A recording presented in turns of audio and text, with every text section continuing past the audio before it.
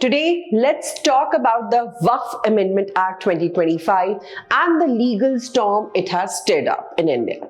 Recently passed by Parliament and signed into law by President Droupadi Murmu on April 5, this act is now facing multiple challenges in the Supreme Court.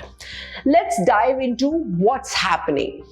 The Waqf Amendment Act 2025 seeks to reform the Waqf Act of 1995, which governs properties dedicated for Muslim religious or charitable purposes.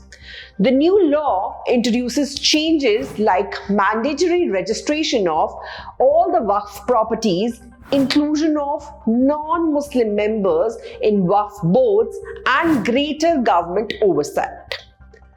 Supporters say it promotes transparency and benefits marginalized Muslims, especially women. But critics argue it infringes on religious freedom and property rights, sparking heated debate in the parliament before its passage last week. Just days after the president assented to the Waqf Amendment Act, the act landed in the Supreme Court. On April 7, 2025, the court agreed to consider urgent hearings for multiple petitions challenging its constitutional validity.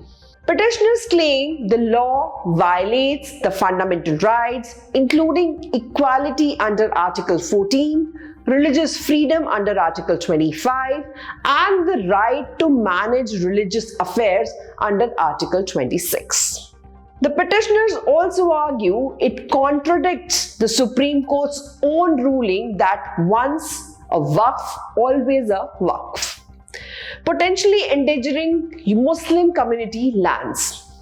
So, who is challenging the act? First up is Congress MP Mohammad Javed, who filed a plea on April 4, calling the law discriminatory and a threat to Muslim autonomy. Then there is AIM Chief Asaduddin Owaisi, who argues it strips Muslims of their right to manage religious affairs. Aam Aadmi Party MLA Amanatullah Khan joined the fray, alleging arbitrary executive overreach. The Jamaat-ul-Hind, led by Maulana Arshad Madani, calls it a dangerous conspiracy against religious freedom.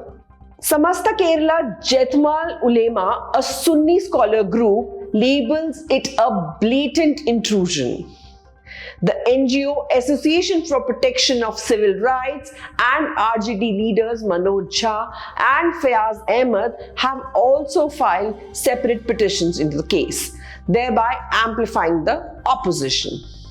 Today, the Chief Justice of India, Sanjeev Khanna, has promised to list these pleas for hearing in due course. The outcome could reshape Waqf governance and religious rights in India.